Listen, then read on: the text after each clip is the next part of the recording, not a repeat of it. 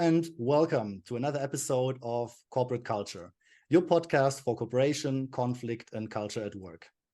Today, I speak with Rudrani Banerjee. Rudrani is a qualified commercial lawyer and a researcher with working experience in financial institutions, law firms, NGOs, and public institutions in different places in India, in New Delhi, Mumbai, and Kolkata. Her additional studies and professional stays in Hungary and Germany enable her to provide interesting insights into the diverse cultural landscape of India. Rudrani holds an LLM in international business law from Central European University and is currently based in Amsterdam in the Netherlands. Rudrani, thank you so much for joining today. Hi, thank you so much for having me. It's great to have you. Rudrani, let's jump right in. First question, is there such a thing as an Indian culture, and what does Indian culture mean to you? At the outset, I would say that it is a very, very difficult question to answer. I mean, we have had these conversations, off the record before as well, that there is no such thing as Indian culture, like no such thing as one Indian culture. And I would also caution against people who say so. While it is always possible to find a common theme underlying several subcultures and thought streams, the uniqueness lies in the diversity one gets to experience. I mentioned in the introduction that you worked in different places. You were in New Delhi, you were in Mumbai, you were in Kolkata. Did you realize any differences between these regions inside India? Is there anything you can say about that? Yes, absolutely.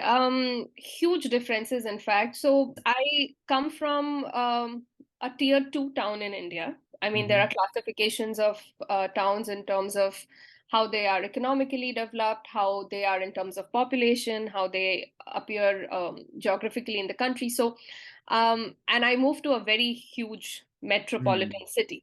So I'm talking about Mumbai. So I started my career in Mumbai. So my transition, both personally from a smaller city to a big city, as well as from a very protected environment of my undergraduate studies to a very large organization where there's suddenly a lot of hierarchies, a lot of departments, a lot of teams, a lot of different kinds and layers of professional accountabilities that I was experiencing all at the same time. Now coming to the second stage of my career, which I started working when I came back from my master's degree. So I had already worked for a couple of years by that time. Just for the listeners to understand, you started your career in Mumbai? I started my career. So I started my career in Mumbai. Then I moved to this city called Pune, which is also a very huge city. It's not as big as Mumbai, but it's also a very important city in the professional and cultural landscape of India. So it is in the same state in India, in the state of Maharashtra. It is also known for a very robust IT industry. So I moved there and I worked there for some time. And then I moved to Budapest for doing my master's. Right. And I was there in Budapest, Hungary for a year. And then I came back and I started working at a law firm in Bangalore, which is also a very big city in India. And this is in the south. So while Mumbai and Pune were in the west, Bangalore is in the south, and I come from the east. Just to give, so just to give like a cultural landscape, about like both my personal as well as professional transitions. And here it was also interesting because after working in a very large organization, I started working with a boutique law firm. This was a different struggle because I would struggle in exchanging notes with colleagues on something I was working on, for example. It could get a bit isolating in my head, a lot of self-doubt, in what kind of output that I'm putting out, and also a lot of individual accountability because I was doing a lot of the work alone. There was no team behind me. So coming from very, very large teams to a very individual kind of work output. So that was also a different kind of transition. So you talked a bit about the difference in size, right? The organization was very different.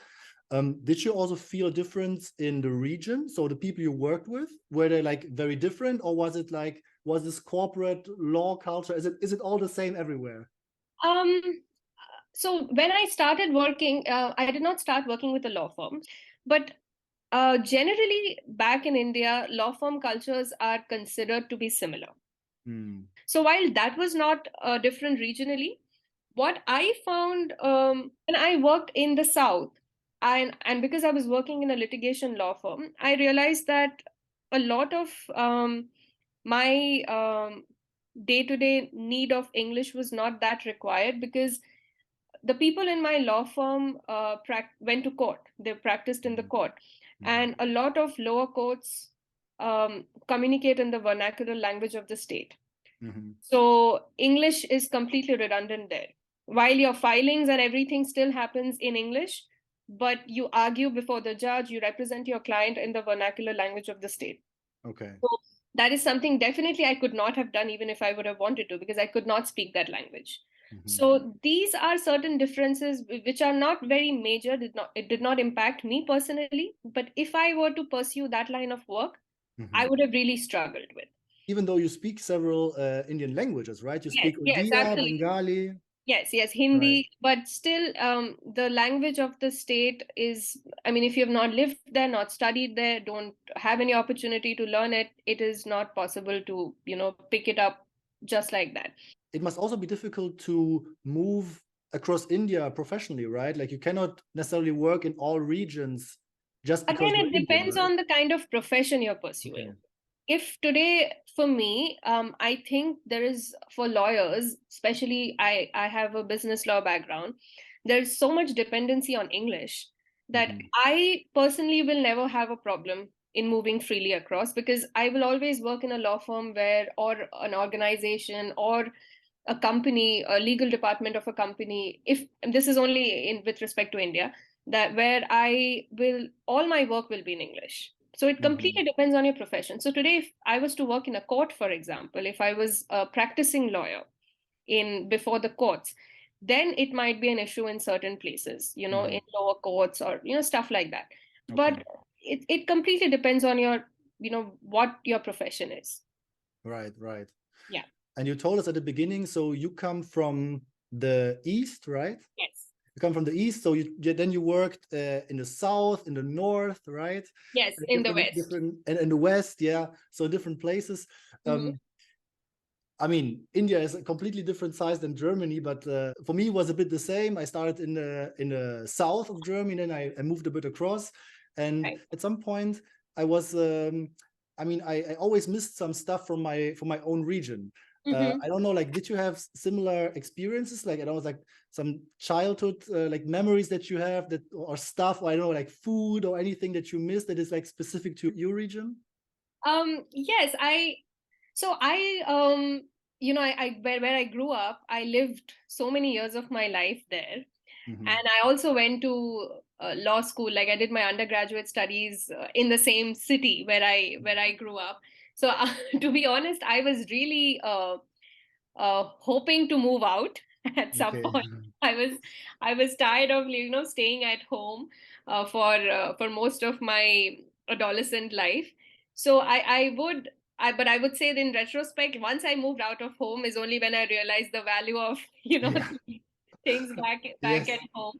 Yes. So of course there are a lot of things that I did miss, because I come from the city that I grew up in is one of the very, very few planned cities in the country.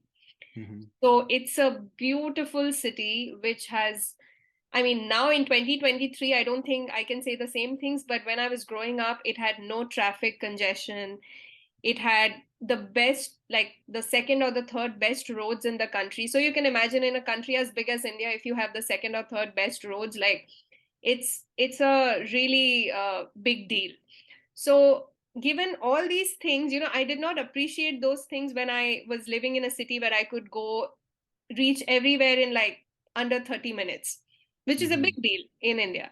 And growing up, I used to ride a two-wheeler, so like a scooter of a sorts. So that is also something that I really, really missed, that I could go anywhere and, do everything.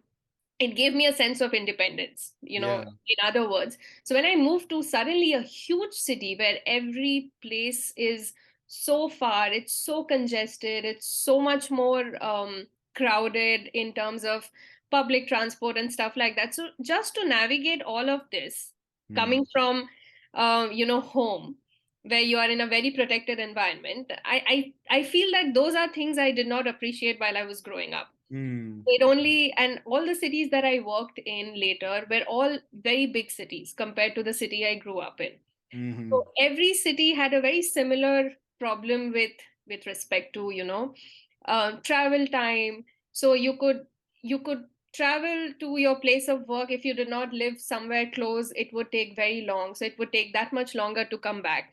So these are some things that I really missed about home once I moved out of, my childhood place. And of course, I missed the ability to speak in that language because that is not my mother tongue. That is the language of the place that I grew up in. So not being able to speak in that language was also something that I took for granted. But when I moved out, I did not have an opportunity to speak that language unless somebody came from that region. Right. So that is also something that I am more and more nostalgic about as I'm living completely outside India right now. So the opportunities are even lesser. But every time I would go out and I would hear that somebody speaking in that language, that would make me feel closer to home than even my own mother tongue. Yeah. So that's also a kind of memory that was very fresh for me when I had just moved away from home. So these are some of the things that that I only appreciated, in hindsight. Yeah. I can really relate to that. Yeah. Yeah. And so it feels like it was a big transition for you to go from your hometown to Mumbai, right? It was like the first big transition. That's true. Was that more difficult to you than moving then to Hungary, or what was harder as a transition? So I would say it was not my first time in Mumbai. So thankfully, I had already interned in Mumbai while I was still a student. So the grind of, being in Mumbai and traveling in Mumbai and, everything that Mumbai is an amazing city. It's actually one of my favorite cities in the country. So despite all the infrastructural and other kinds of problems that it might have, which is the case with any big city for that matter, it's a very cosmopolitan city. So when I moved for the first time, thankfully, it was not the first time I was, going to work there. So I knew what it would be like to go from one place to another, how it would be to, let's say, find a house, whatever the initial issues of moving to a new place are. So it was while it was scary and it was overwhelming, it was still kind of familiar to me, if that makes sense. Yeah. But when I moved to Hungary, actually, um, so many things were taken care by my university that while it was my first time ever abroad, I had never traveled anywhere in Asia or Europe before that. I'd never left the country, basically. That was my first trip to the foreign land. It was very overwhelming in terms of, not knowing the language, and also this was back in 2015 when Hungary was not this super popular tourist destination. It was before that. So it was not something that everybody was very familiar with back in my community and my family. So definitely, in that sense, it was overwhelming. But the minute I think I landed in Budapest and I was able to, travel to my residence center that was provided by the university, I think all of it just went. It probably took me 2 days to get a hang of how things are, because everything that you fear in a transition when you move to a bigger place, which is finding a place to live, finding a place to travel to work, everything was taken care of by the university. So I just had to bring myself there. And I could also draw from the benefit of some of my friends who had gone to do their masters a year before me. So I did have some idea how it would be, right after I land, how am I supposed to find transport, stuff like that. So apart from these initial 2-3 things, I don't think it took me time to blend into, my program. Also, I would give credit to the fact that the CEU is also an extremely diverse place. Central Central European European University. University. Right, Yeah. that's right. So it's a very diverse place. It has both diversity in terms of its students as well as the kind of programs it offers. So every apprehension that I had about not fitting in or not being able to make friends, I think it was gone. Mm. And it was actually easier for me to make friends in that 10 months that I spent in Budapest than probably at a lot of other times when I had more familiar faces around. Mm-hmm. Mm-hmm. So I feel that when you are thrown into a situation like that, if somebody is giving you a safe environment, it becomes a lot more easier for you. So Right. yeah, so my university gave everybody who came from very far places or even places close by such a safe space that you would feel at home, you know. Of course you miss your food and you miss your family and you miss certain things, but you don't feel like you're out of place. So Yeah. that was very important for me. So Mm-hmm. while both very big transitions, I felt differently. Mm-hmm. Mm-hmm. When you say safe space, do you mean this administrative support that you got, or is it Yes. something more?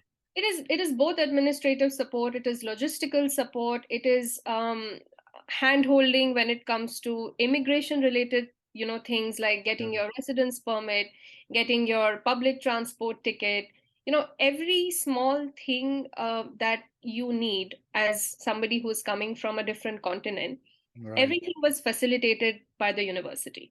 Mm-hmm. And there were a lot of orientation programs where, you know, we were encouraged to meet other people, you know, hang out with other people. There was an active interest in trying to foster this cross cultural, you know, communication between people from different countries, for Mm-hmm. example, which we would have never met if we had not been in a university space. I mean, you might still work in a different country and you might still not meet the kind of diverse people that I met during my, you know, master's program. So, Right. so these kind of things, I don't think I will again experience in my life unless, you know, I probably become a student again. Feel this is very unique to a student experience. Yeah. Yeah. Professionally, also, I think we tend to work in environments which kind of become predictable after a point. Mm-hmm. But yeah, that was a completely different experience for me. Right. Right. It's interesting that you also mentioned, especially this administrative and logistical help, Mm-hmm. because I have this impression that as Europeans, we sometimes forget that this is an important part of like welcoming people Mm-hmm. from other places. Like Yeah. when I travel across Europe, I feel that everything is very similar. So Mm-hmm. if I go from Paris to Budapest, I think that, I mean, it works kind of the same. Of course, you need like a map and you use Google Maps or whatever, Yeah. but like a lot of things are similar. Whereas Yeah. if I would imagine myself going to India, I think I would need a lot more Yeah. information before Right. arriving or when arriving. Mm-hmm. And I feel that it's a very important point that you mentioned, because people like us who travel a lot inside Europe, I think they forget Mm-hmm. about this context. There are people who are from completely different structure Mm-hmm. and background, and I think it's important to mention. Yeah. Yeah. Yeah. So yeah, I mean, I would always give a huge credit to the Central European University for being very mindful of the kind. I mean, this is an incentive for people to apply Mm. because they know that no matter where they come from, there will be a certain kind of support that they will be given, and that is a support they will be extended no matter where you come from. Yeah. So yeah. Yeah. Yeah. I was wondering, so I often hear this term of European culture, right? That like people Mhm. say, yeah, like especially in the European Union, there's Mhm. a European culture and we have like common values and stuff like that. And personally, I always struggle a lot with this idea of like what a European culture should be. And Mhm.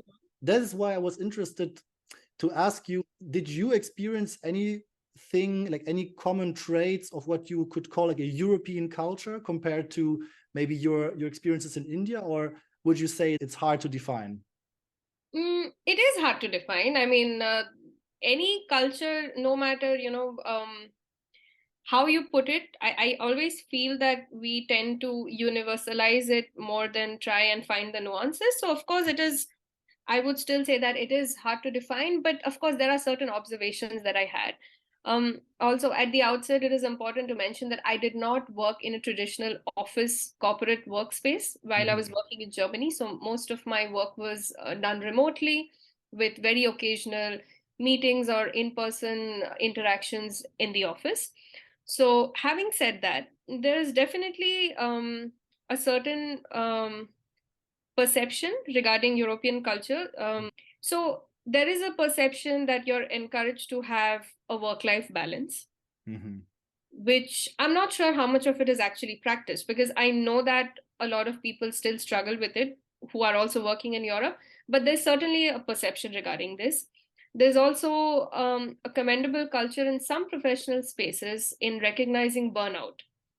Again, I say that with a lot of caution because I'm not sure how much of this is actually put into practice and an employee is encouraged to really recover from something like that. But it is still mentioned in professional conversation, so that is a good starting point. So while I spoke about having a work-life balance, I have seen that in several professional spheres in Europe, there is an emphasis on taking time off work, taking vacations. It is not only encouraged, but it is also mandated in some places that you have to compulsorily, go on vacation. Right. Whereas in India, in some places, it can be seen negatively. Again, very, very, very, very important to point out that it's from my own experience, and I don't speak for, everybody who's worked in India. But in certain organizations, in certain law firms, in certain professions, even within the legal profession, since there are so many diverse, criteria, it can be seen negatively. So if an employee wants to take some time off work, even when that employee is entitled to take that time, it is not something that is looked at very positively. So that is something I definitely prefer in Europe compared to how things are conducted in India. So sometimes an employee will feel a lot of guilt for taking time off for which he or she is actually entitled to. So I feel that that is probably not the culture in Europe. Maybe people might have different experiences, but at least that's what I have observed. Also, in some places in Europe, I mean, of course, you can correct me if I'm wrong. There is also a culture to pay overtime to an employee, which might not be the case with every single place in Europe in every single profession, but I know that the practice exists. That is also sometimes difficult to find in India. Even in the most established organizations, in the most organizations that have offices all across. So it doesn't matter that that they have more money or less money. It's just something that employers do not take into consideration. Right. So that's another aspect that I would say that difference between what is European culture and what how it can be back home. So I cannot. I know you only asked me about European culture, but if I do not give you the contrast, it would be difficult for me to share my experience. So there are certain other aspects which I don't think are necessarily part of the work culture, but the fact that maternity and paternity benefits that are afforded to employees, which are mostly statutory in nature, but and not exactly reflective of work culture, but I still feel that is an incentive for people to come to work here, which is, while it exists in India better than a lot of other places in the world, it is still not as good as I would hope for it to be. Yeah, you mentioned a lot of things like financial benefits, like work-life balance, paternity leave, maternity leave. Do you have any things that you missed from your work experience in India where you were in Europe? Maybe also thinking about, less the hard facts and more maybe the communication or like the relationship building at the office, or it can be anything. Yeah, so I do miss the familiarity from back home. So, and familiarity always makes it easier to conduct oneself within a workplace or within any situation, social or otherwise. And this applies to both good and bad, because you can always predict how a familiar good situation is as well as a familiar bad situation is. It's always better. I also miss the intimacy of certain workplaces. And when I say that, it is basically the everyday ability to, I don't know, share food over lunch, the ability to talk in different languages, the ability to expose yourself to different cultures growing up within India, especially if you grew up in one region but end up working in a completely different region, as was the case, in my case. So it's a very nice contrast. And looking back, I would not change a thing. That is something that I've immensely benefited from, the ability to stay in these completely different places, expose myself to completely different kinds of languages, food, the day-to-day way of conducting yourself. So I feel that kind of diversity is not something I get to experience in Europe. So Interesting. yeah, so that is also important to me, while the other things that I mentioned are important from a structural point of view, Right. because that should be the case for workplaces everywhere, irrespective of region. But what I miss from back home is also very, very typical to how it is in India. Right. Right. European workplaces can be a little homogeneous in nature because people have not really interacted outside of their regions, or they have probably not traveled as much, or whatever. It's within Europe, as you said. There are common values and common, thought processes. So yeah, so that is something that I miss from back home.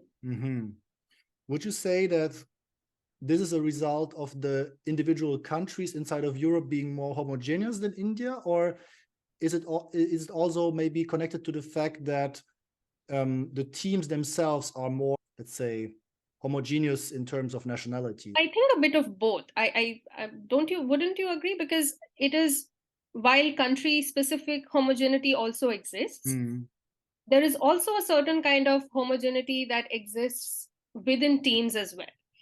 So there are, of course, interviews that I have given in European organizations, where there are always questions and thoughts that I have been asked to share about, diversity and my expectations from a workplace.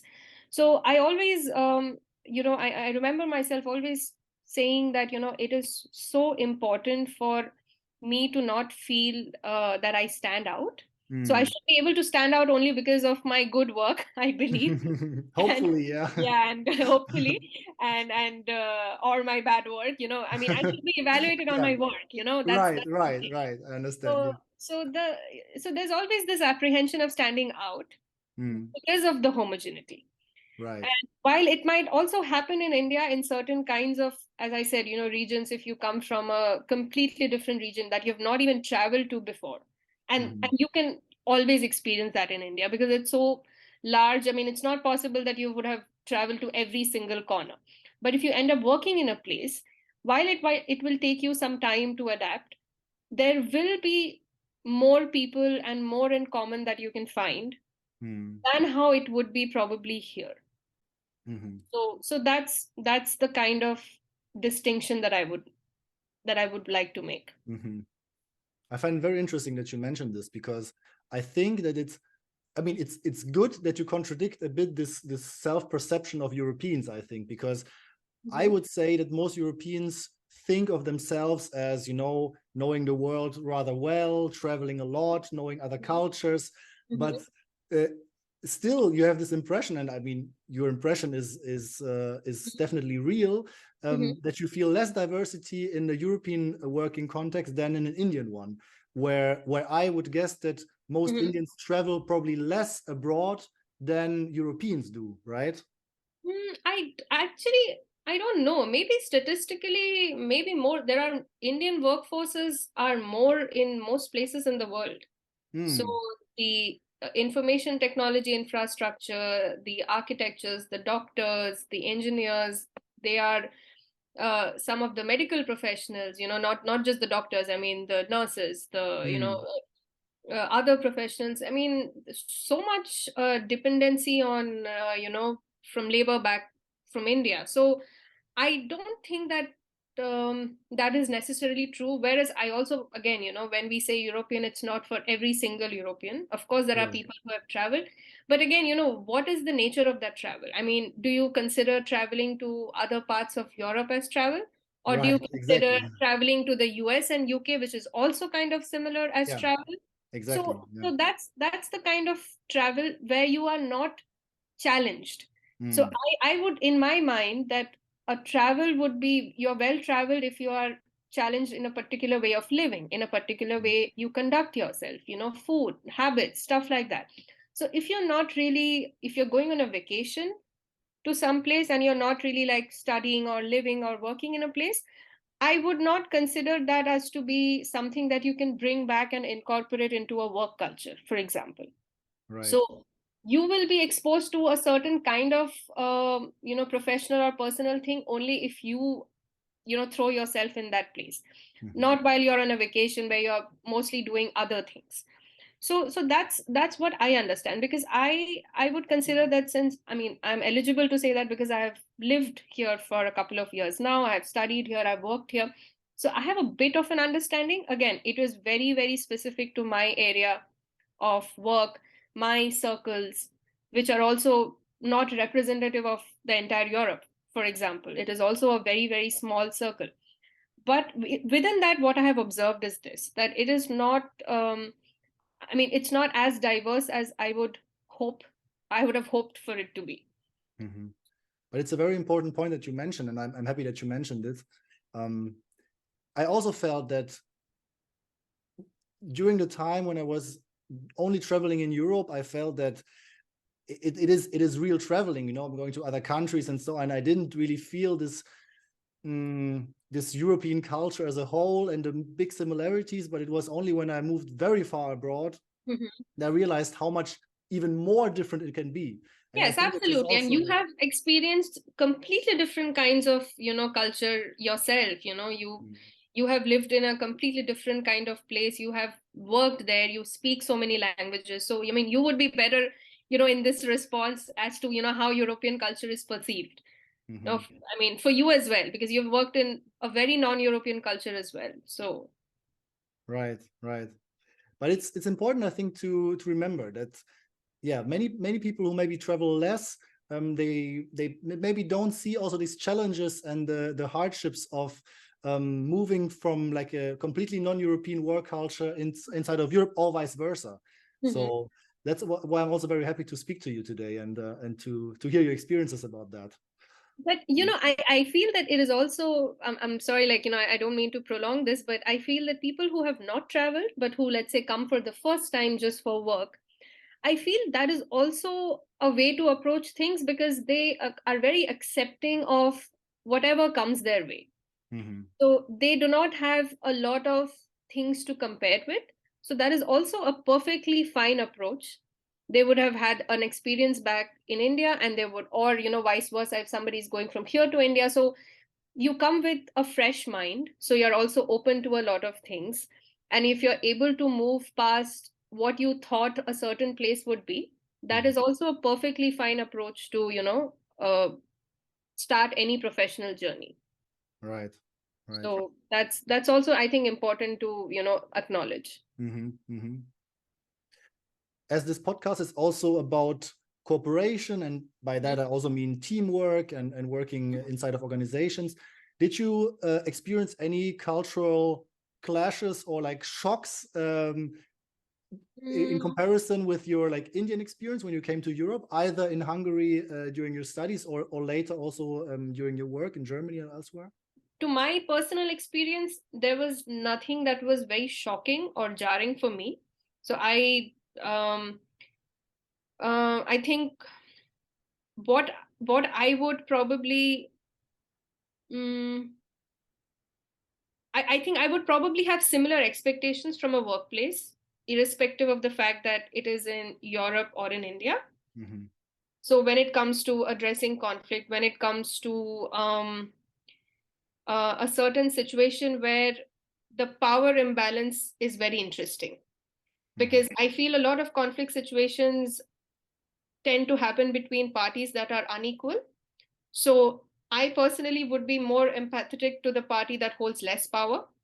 And I'm sure hierarchy is quite well maintained both in India and Europe. But what would make a difference, immaterial of, whether it's in India or Europe, is an organization which makes it easier to communicate if there is a discomfort or a grievance.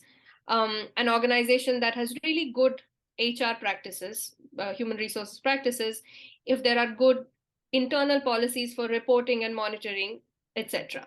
So these are expectations that I would have irrespective of where I'm working. In the workplaces I've been in Europe, I often experienced that people were struggling to openly talk about conflicts or to openly handle and communicate about conflicts. Do you think that in India this is done in a different way or in a better way? I was actually about to ask you that. What do you think that is? Yeah, because I think this inability to communicate conflict is also both a personal and professional struggle. It's not just I mean, I don't think you can have a universal understanding of if this is related to a certain profession or an organization. So for example, if I personally struggle with confrontation, or I struggle with communicating my grievances to somebody, then I would have this problem no matter where I'm working. So just to give an example of for myself, so that is something that I actually struggle with. I'm not just saying as an example. So I think if that is the case, I would probably struggle with it back home as well as here. But what I think in that regard would be helpful is if I know that instead of communicating it to the person with whom I'm having this, there is like an HR that I can go to. So having these structures in place might make it better for employees, because a lot of places have HR and have supposed departments, but sometimes they are not very good. So you have so I feel that I would benefit from a situation like that if I could go to a third person and go through like certain protocols or certain set practices. But that's again a very personal take on how I would feel in a situation of conflict. Right. I cannot give you a very universal experience of how I have felt here or how I felt there. I would have very similar expectations. Okay. Yeah. And also similar problems in terms of communicating conflict. Yeah. Generally, I think that in conflict situations, it's really important to also talk about emotions and personal needs, and I feel that some cultures are more used to do that. I feel that, for example, I think that for my personal experience, for example, about German culture is that many Germans are much focused on content and on organization and on structure, and less on the whole relationship, emotional aspects, personal needs of things, especially in the workplace. And I feel that, again, it's a personal experience, but talking to people from more southern countries, for example, it's a lot more common to openly express your emotions, to express your personal needs, to express your family situation, all kinds of personal stuff. And I feel that sometimes this can be helpful also for work-related conflicts, because if you have a strong relationship and a strong personal link to the other person, it can make things on the content level easier. And I feel that cultures, let's maybe not say national cultures, but more work cultures that are very much focused on efficiency and content and structure, as soon as there is something below, like on the emotional level, that might impact the efficiency. It can destabilize the whole thing very quickly, because then you should be able to talk about that. And if you are not able to talk about your emotions and about your personal needs and about your family, whatever it is, your situation, it can get very shaky quickly. It's my impression. Okay, yeah, but I completely agree with you. I have not personally faced that.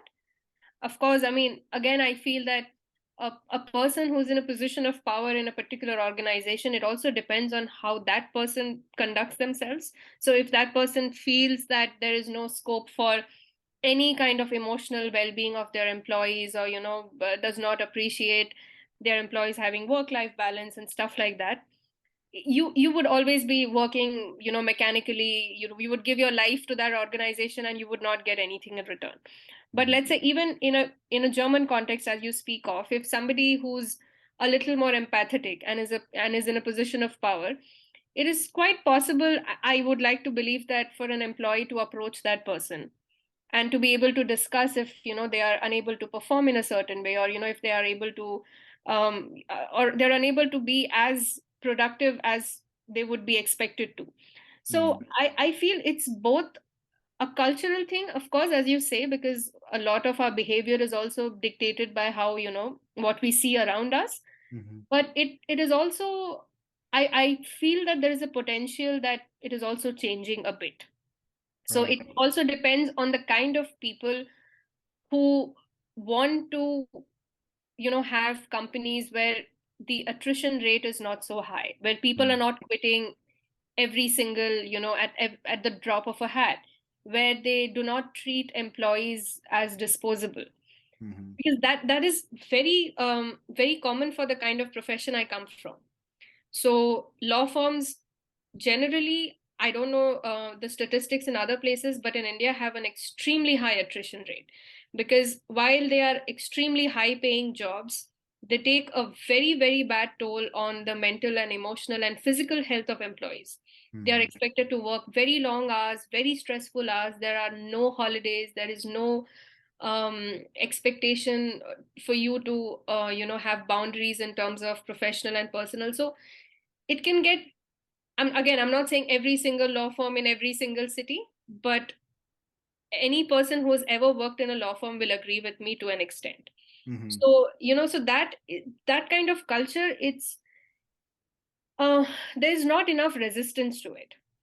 So while again it is not representative of every single work culture back in India, similarly, I think that when you say about German work culture or any other country that promotes efficiency over other things, I feel there are always exceptions, and the exceptions give us the hope that there is some possibility to change. Yeah. Yeah.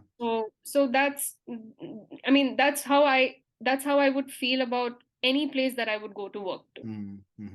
Yeah. And you have a similar perception of, let's say, the US, where it's an ultra capitalistic place where productivity is rewarded over everything else.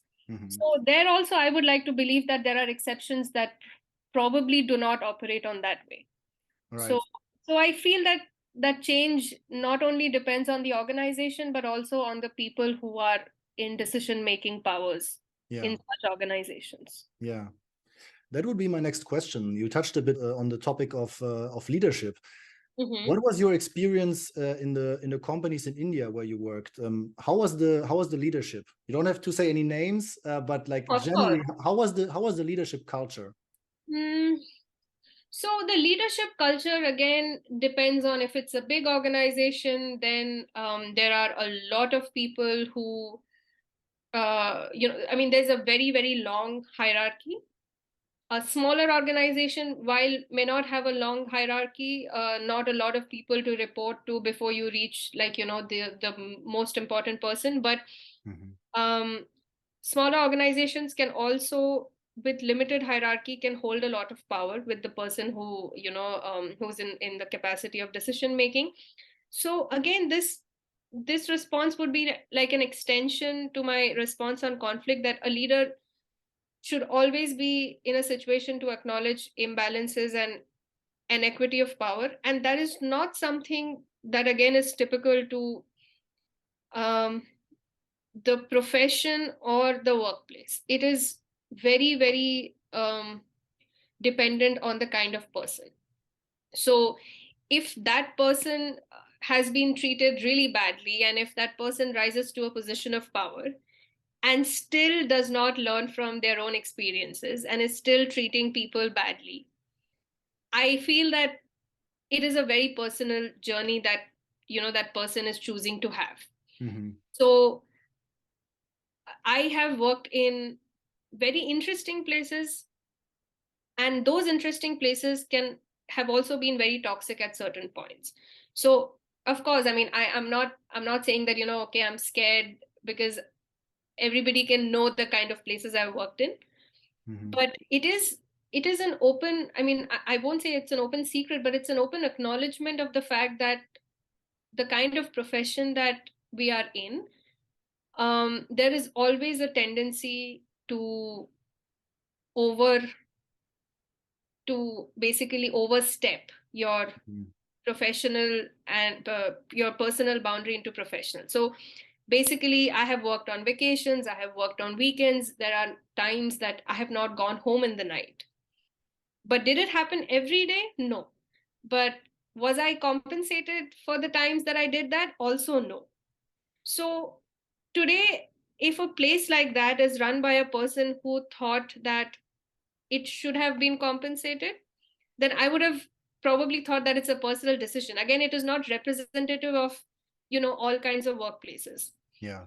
So that is what I feel a person in a leadership position should be able to do. But also on some days, did that person, make sure that dinner was on the office? Yes. So, these are also like very tricky situations. What a person who's in a position of power, on a position of leadership, considers to be valuable or not valuable, it's a very subjective decision, I would say.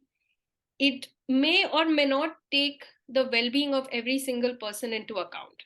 So, which is why it is very important that today, if there is, I'm talking about like bad work days, but today, if there is something that an employee or a person who's working for you is really going through a very difficult situation, and if that person is not able to communicate that distress to you, and is not able to trust that such a communication will be treated with dignity, then I don't think that that leader has any value.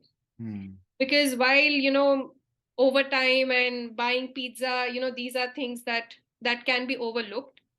But these are things that are more important, I would say, the other things. So again, I have not had any problems that are particular to India or Europe as such, but particular to the places of employment that I have had. So leaders have priorities that they think are more important, and they will act according to that. But as an employee, what I would value in a leader are these things, should have utmost accountability. And today, if I make a mistake, a leader should not be a person who throws me under the proverbial bus to save their own reputation, for example. So do you think that it happens more in India or it happens more in Germany? I don't know. I don't have an answer to that. Yeah. But I can tell you that a leader should be both accessible and empathetic, and this applies to both India and Europe. Yeah. Maybe to end with, you mentioned already earlier that a lot of Indians are working around the world. Yes. I think that more and more people are also coming to India to work, so there's a lot of movement there.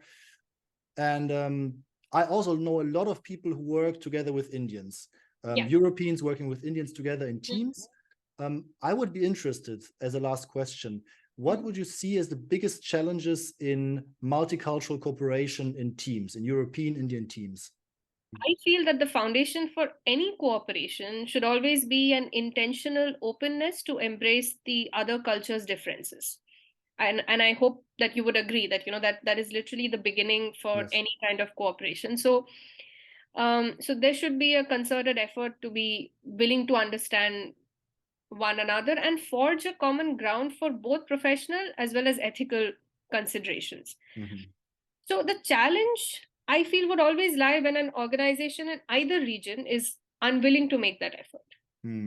So, and since we are talking about, cross-continental cooperation, stereotypes will always exist, be it about, someone from Europe or someone from India. But what I feel is essential is to not let those stereotypes or one's inherent biases about the other guide in that decision-making process. So that is also something that I feel is very, very important, because, while in this entire conversation, when we are talking about a particular region's culture, we tend to have certain inherent biases. For example, Germany would be known for XYZ. India would be known for XYZ. While that is true to an extent, but I think any cooperation should be able to look beyond that. Yeah. So that I feel is very essential. Also, if a European place is considering to diversify and have more Indians, or or people of color, or people from any other regions, for example, on board with their organization. So I feel they should also be very, very mindful of their organization's internal policies towards people of color, given from any region, not just limited to India. And diversity and inclusion practices should not just be tokenistic values. That is very important, because these days a lot of organizations here are making very mindful changes in their diversity and inclusion policies. So I feel that is very important. It incentivizes people to come and work in places where they know that they will be a minority. So I feel that is also important towards establishing any cooperation. So yeah, any organization which wants to work in a different region or wants to work with people from a different region should be basically willing to listen and evolve at the end of the day. Yeah. So there should be intentionality, there should be openness, there should be a very purposeful effort to look beyond the stereotypes and biases, and there should be a willingness to adapt and evolve.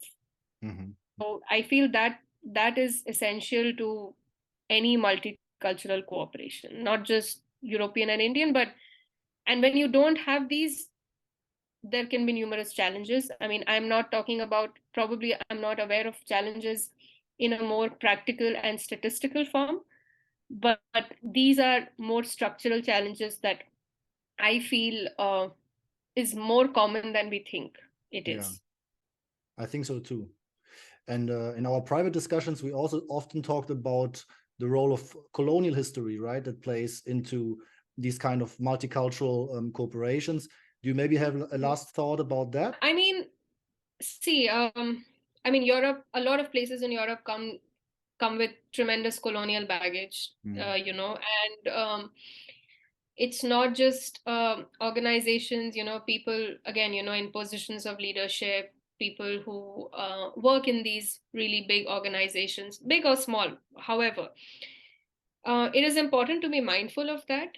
I mean, they should reflect the acknowledgement that there has been a historical imbalance of power. And I don't know how you can incorporate that into your internal policies. I'm sure there are best practices somewhere out there which talk about, how you can do that and stuff like that. The question is to actually see how many are doing that. It should not be that one brown person in a team who has the burden of trying to bring to someone's attention that something is not right. But it should be the white person who should be speaking and taking a stand, because that person can, without probably having to think of any consequences. Because the consequences for a brown person speaking and a white person speaking will always be different. So I guess that is the kind of mindfulness and historical understanding that most places should come with, not just places who work with academia or the legal profession, or something where this might be a conversation, but pretty much every organization which have offices all over the world, for example.